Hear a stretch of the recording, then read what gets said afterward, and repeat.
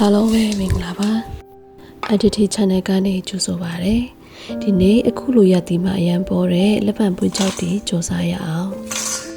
အရင်ဆုံးလက်ပံပွင့်6တီကိုရေနဲ့နိုင်ဝက်လောက်စိမ့်ထားပါမယ်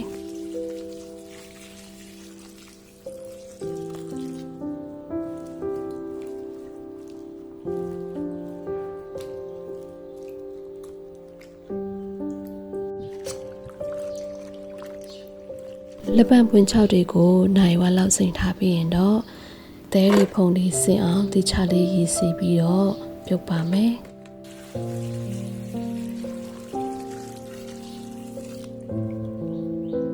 ဒီမှာကတော့မကြီးသေးမဲနဲ့တညက်လေးထည့်ပြီးတော့ပြုတ်ထားပါတယ်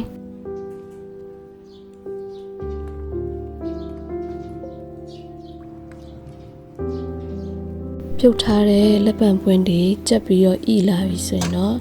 အချွဲတွေစင်အောင်ရေ2ရေ3ရေလောက်ရေစေပါမယ်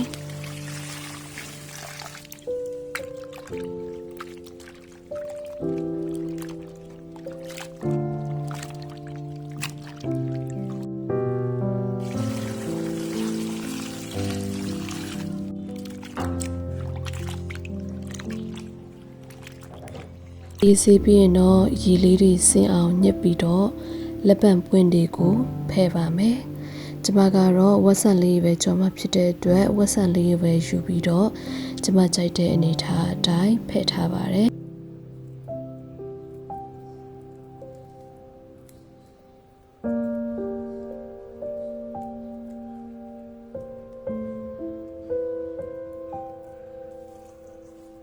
ပြီးရင်တော့အကြော်မုံလေးထည့်မယ်။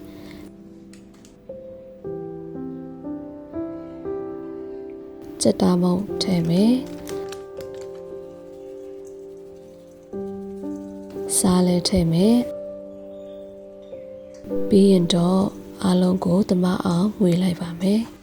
။ပြီးရင်အရသာလေးတွေနန်းဆက်သွားအောင်ခဏလေးနှက်ထားပါမယ်။ပန့်ပွင့်တွေကိုအရသာတွေနဲ့ပြီးတော့နှက်ထားတော့မှကျမတို့ကြော်ဖို့အတွက်စပြင်ပါမယ်။အရင်ဆုံး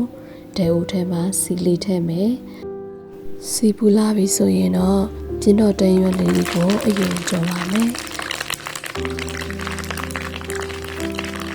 ဒီလိုကြော်ခြင်းအဖြစ်ကျင်းတော်တန်နဲ့လေးတင်းနေတဲ့စီကလက်ပံပွင့်တွေကိုပို့ပြီးတော့မွေးစေမှာဖြစ်ပါတယ်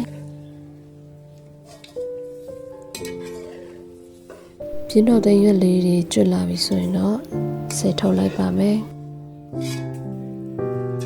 ပြီးရင်နေထားတဲ့လက်ပံပွင့်6တွေကိုနည်းနည်းစီထည့်ပြီးတော့ကျွတ်တင်အောင်ကြော်ပါမယ်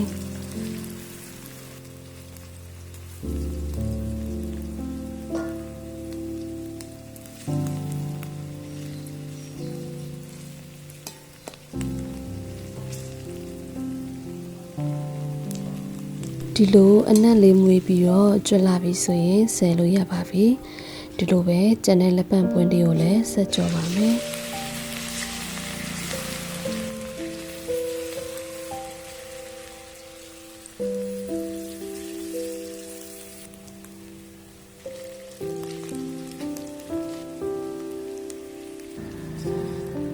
လက်ပံပွင့်အားလုံးကိုကြော်ပြီးသွားရင်ဆိုရင်တော့ကျန်နေတဲ့စီထဲမှာမြုပ်သီးမုတ်ထည့်မယ်ပြီးတော့ကြော်ထားတဲ့လက်ပံပွင့်နဲ့ပြင်းတော်တင်ရက်တွေကိုထည့်ပြီးတော့ဒီချန်လေးနာအောင်မွေမယ်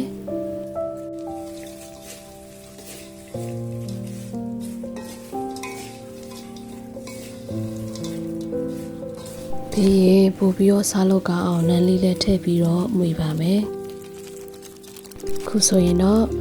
ကျွတ်ဆက်မမွေးလေးနဲ့အရန်ကိုစားလို့ကောင်းတဲ့လက်ပံပွင့်6ကြော်လေးရပြီဖြစ်ပါတယ်။သုံးထိကြည့်ပြီးတဲ့အတွက်ကျေးဇူးတင်ပါတယ်။ဒီလိုဗီဒီယိုတွေကိုကြိုက်နေတဲ့ဆိုရင်